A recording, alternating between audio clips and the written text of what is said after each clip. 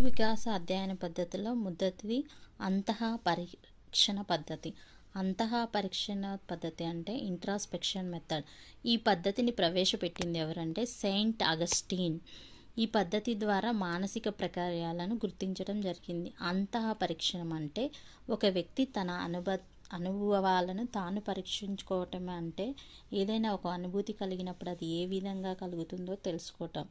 ఉదాహరణకు మన చేతి మీద ఒక వ్యక్తి సూదితో గుచ్చాడనుకోండి, ఆ సమయంలో మనం అనుభవించే బాధను అనుభవిస్తున్నట్లు గ్రహించడాన్ని అంతః పరీక్షణం అంటారు. ఒకవేళ మనం ఆ అనుభూతులను రాతపూర్వకంగా కానీ లేదా నోటి ద్వారా కానీ తెలియజేసినట్లయితే దాన్ని అంతఃపరీక్షణ నివేదిక అని అంటారు. ఇక్కడ పరిశీలించే మరియు పరిశీలింపబడే వ్యక్తి ఒక్కరే, అంటే తనను తానే పరిశీలించుకుంటారు. వూంట్ తాను ప్రయోగశాలలో మొదటిసారిగా అంతఃపరీక్షణ పద్ధతిని